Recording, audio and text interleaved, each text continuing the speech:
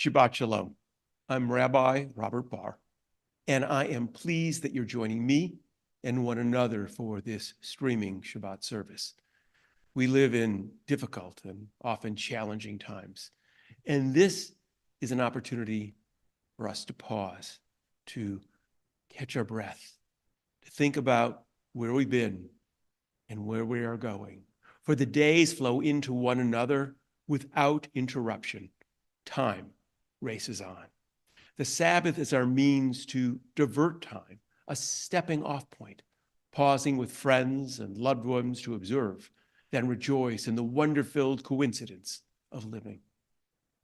There can be a sense of pleasure in every given breath, blessed with taste to savor and warmth to give and to receive, bestowed with gifts of sight and sound. We are obliged to cherish and revel in each smile, in every musical note. The Sabbath also awakens us to the silence between notes. It speaks of contemplation, the quiet delight of literature, of unhurried walks, of rare conversation. The Sabbath can be our interlude, our ritual pause in this lively current, our signal to step more lightly, to appreciate more profoundly, to dive more deeply into the questions that life is asking. Excuse me. Again, I'm Rabbi Robert Barr of Congregation Beth Adam. That's our bricks and mortar congregation here in Loveland, Ohio. That's part of Greater Cincinnati and our Jewish community. That's our online initiative that we began about 15 years ago. Being online afforded us opportunities to stay connected with students who moved to different cities, members who moved to different cities, people who visited us perhaps for bar about mitzvah and liked what they heard, they could connect, people who read about us. And during the pandemic, being online became even more important when we were all social distancing. And we continue to be online. We recognize the potential and the opportunity we have to remain connected with friends and members and people who encounter us around the world. So you're enjoying that opportunity with me this evening. But the technology is a tool. It isn't the purpose. The purpose of our Jewish community, our online initiative, and of Congregation Beth Adam, a congregation that's over 40 years old, has been to give voice to a dynamic, bold Judaism. We're not our ancestors. We don't have to mimic their words. We don't have to parrot what they said. We need to create something new and vibrant that's reflective of who we are, of what we believe, of what we understand. Our ancestors created a Judaism and expression of Jewish thought that reflected what they knew, what they valued, and who they were. It's incumbent upon us to do the same, recognizing that we have insight and information that they never had access to. That's what we're doing, and you're a part of it this evening, joining me and one another for services. If you're joining us for the first time, you'll notice as our services look different because we put into words, right into the liturgy, what we believe. Because here at Congregation Beth Adam, we say what we mean, and we mean what we say. So I'm glad you're joining us. Being online affords us some really interesting possibilities. It means you don't have to watch our service at 7 o'clock when we stream. You can watch it anytime it's convenient. And we know folks are in different time zones. So some folks, this is not 7 o'clock Eastern Standard Time. It's not a great time. So whenever you join us, welcome. It also means you can communicate. There are folks I know on bethadam.org that like to chat during the service. So if you want to do that, go to bethadam.org and go to the streaming service page. If you're on one of our Facebook pages, either the Beth Adam Facebook page or the Our Jewish Community Facebook page, leave a note. Let us know where you are participating from. I'm delighted you're here. I'm delighted that we can share this Shabbat together. We're going to continue now with the lighting of the Shabbat candles. The candles of Shabbat stand before us, waiting to meet the flame, longing to share their warmth, ready to shed their life. Like those who came before us, like all people, we find comfort and fear in flame, endless swirl of fascination, mystery, and awe. Like those who came before us, like all people, we are graced with a desire and the will to understand. So we continue our ancestors' search for answers, pushing away the darkness of ignorance. The flames they saw as magic and beyond comprehension became flames of knowledge and hope. But still we look with wonder, inspired by their beauty and power. We embrace the flames of the Shabbat. We embrace the light, our vessel of mystery and understanding. As we light our Shabbat candles, we celebrate our journey, quest, our moments of peace. May the light of our people shine. May the light of Shabbat cast its warmth in our homes. May these candles burn with respect for all who push beyond the bonds of ignorance, for all who seek justice, for all who build community. May these candles burn with memory of all who came before us. May we draw strength on the many ways our people have given voice to their ideas and values. And may we add our own insight to the glow. Baruch ha'or ba'olam, blessed is the light within the world. Baruch ha'or ba'adam, blessed is the light within each person. Baruch ha'or ba'Shabbat, blessed is the light of the Sabbath.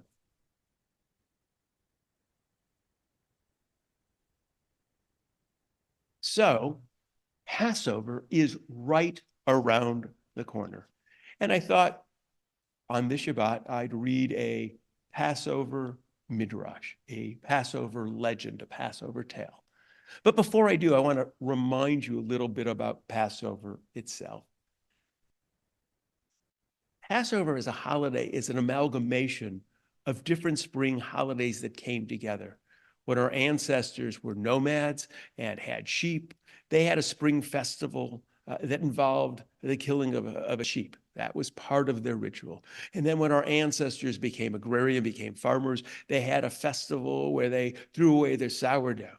So these different elements of the two different spring rituals get pushed together into the holiday that we know of Passover. And the rabbis of old added their particular philosophy, or actually I should say their theology to it. They wanted to talk about an all-powerful God. They weren't interested in nature festivals. They wanted to promote a theology of an all-powerful God. So they created Passover. The story of the Exodus from Egypt is a legend. There is no way that 600,000 men, actually, is how it's written in the Bible, escaped from Egypt with all their families and wandered through the desert for 40 years. This is myth, this is legend. And that legend is interwoven with the different aspects of the spring holidays that predate Passover as we know it itself. There's a lot that have been written about this. You want to read more about it, you can just do some searches about the origins of Passover, its evolution. It's interesting to see how creative our ancestors were, how as time passed, they created and recreated holidays. And we have the opportunity to do the same. We can recognize that Passover story is a legend and a myth, and we can appreciate what it means to leave slavery and move into freedom. Whether or not our ancestors actually experienced that, the notion of oppression and freedom is a theme that we can appreciate. We can appreciate what it means to celebrate spring, going from winter when it's cold and dark, and our ancestors probably feared, wondering if life would spring forth anew, that we enter a season of rebirth.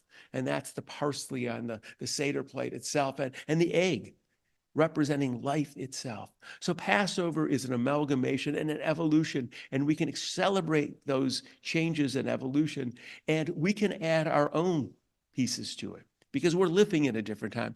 While we can appreciate the past, we aren't bound by it. We have the opportunity to create anew. And certainly there are things that we can talk about this Passover around our Seder tables. We don't just have to ask the 4 questions that our rabbis ordained. We can ask new questions and have new conversations about the things that we are witnessing. That's the joy, that's the opportunity that Passover presents.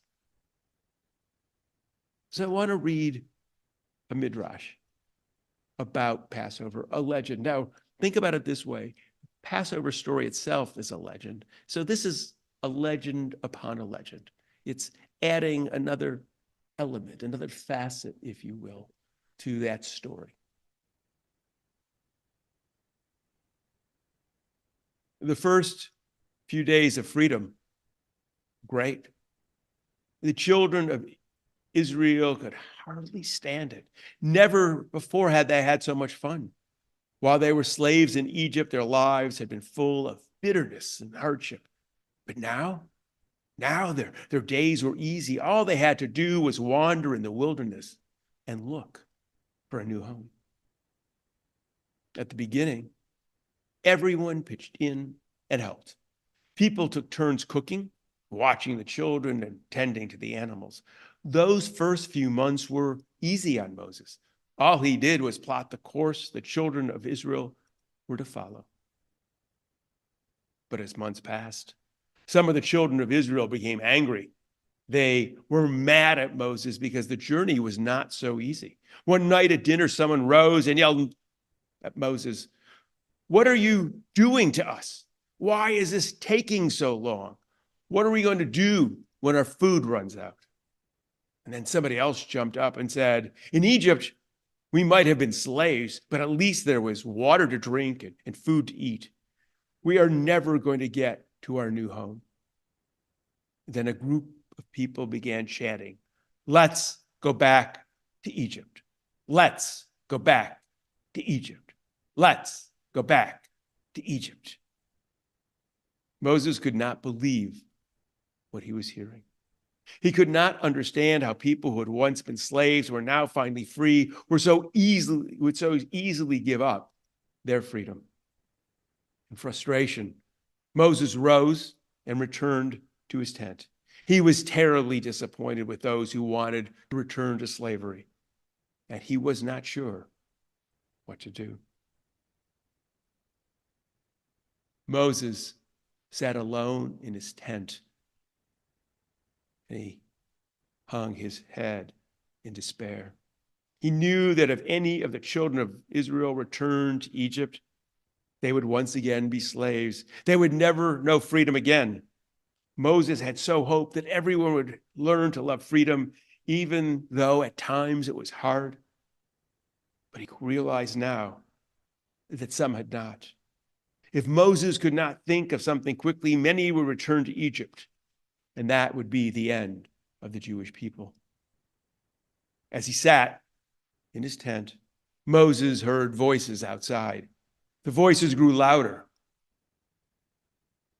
Outside, when he went, he found all the children standing in front of his tent. Moses walked up to them and asked, what was wrong? And a young girl with sparkle in her eyes began to speak. Some of the adults want to return to Egypt, and others do not. All they do is argue about freedom, and we, children, we don't understand. Why are they arguing, Moses? Your question is not an easy one, Moses replied. In order to understand, we must first look back into our people's past. And so Moses sat, and the children did the same, for they liked to listen to his stories.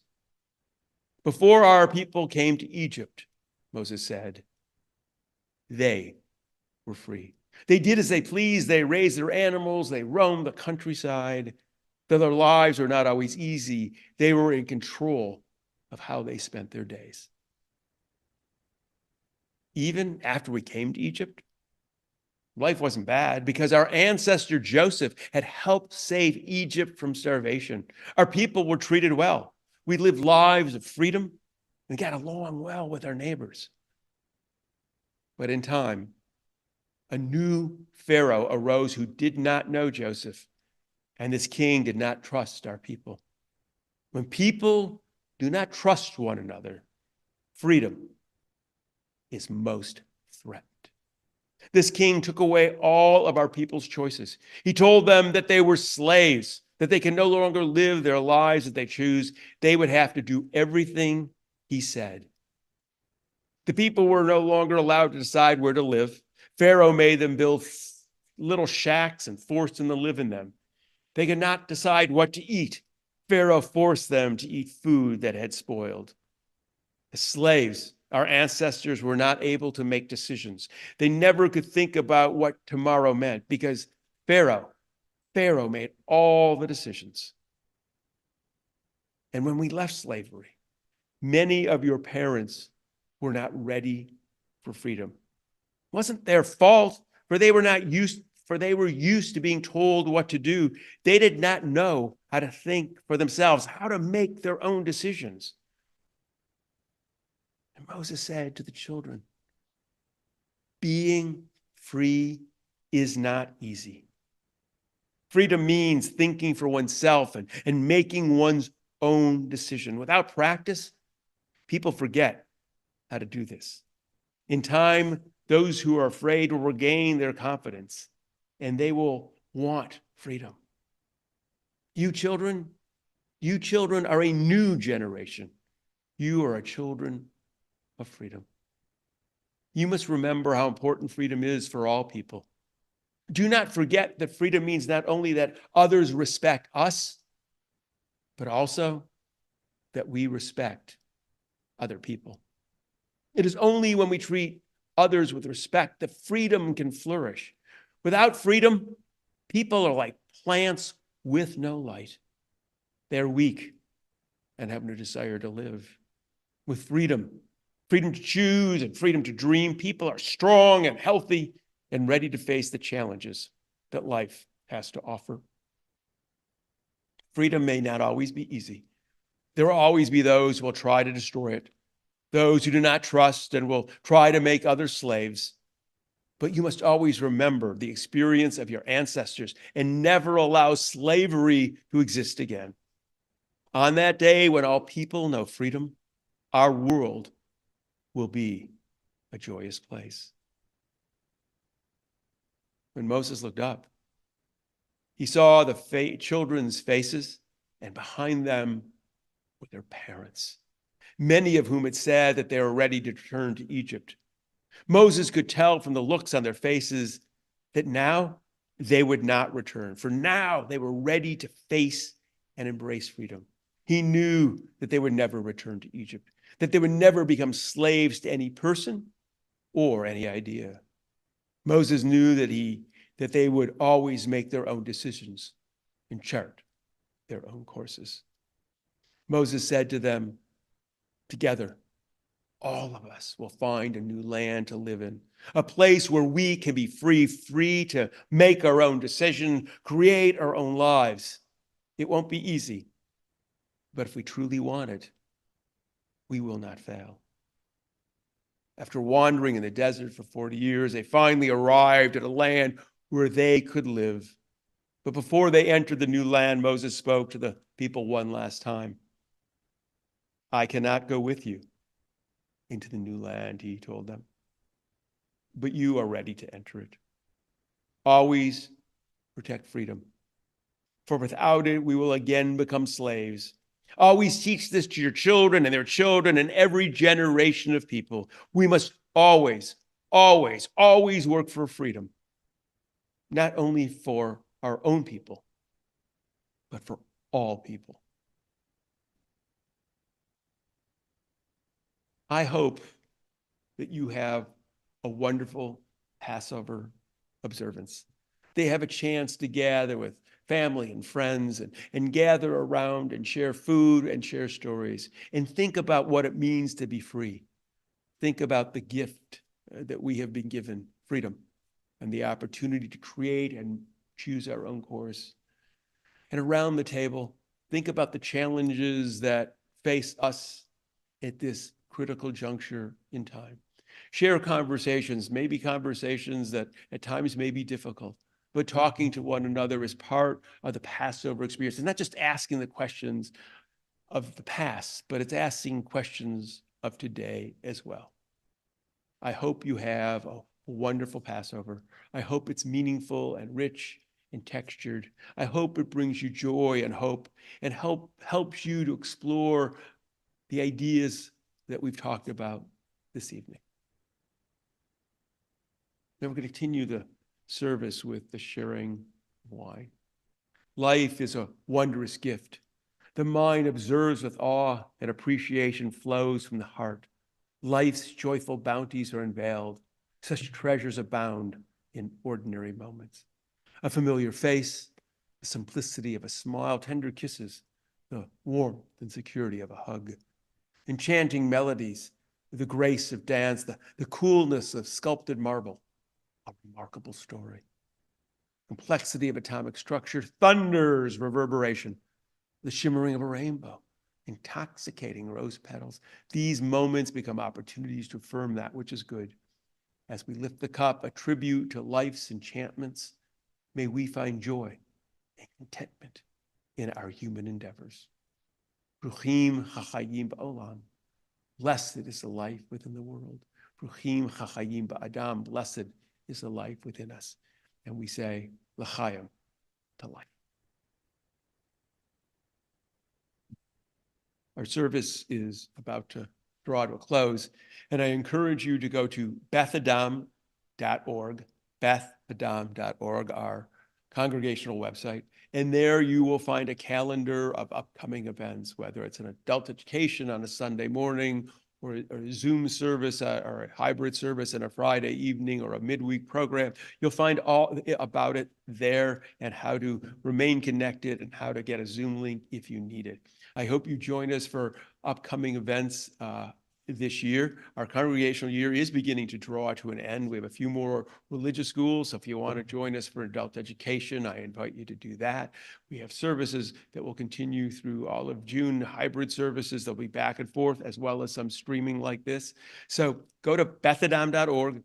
And learn more about Bethadam. You can also learn about our congregational Seder. We're having it. It's going to be hybrid. So if you're in Cincinnati, if you've signed up, you'll be joining us here for a Seder meal. But if you can't be in Cincinnati, you can join us on Zoom. We're going to Zoom it, and it'll be an interactive evening that you can participate in.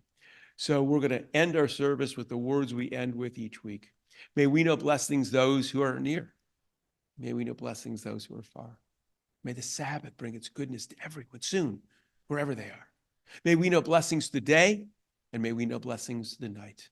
May health be for our children and for all people, and all things soon be right. May we know blessings at our comings, and may we know blessings when we depart. May we live each day with peace and wisdom in each heart. Ken Yehi, let it be. Shabbat Shalom.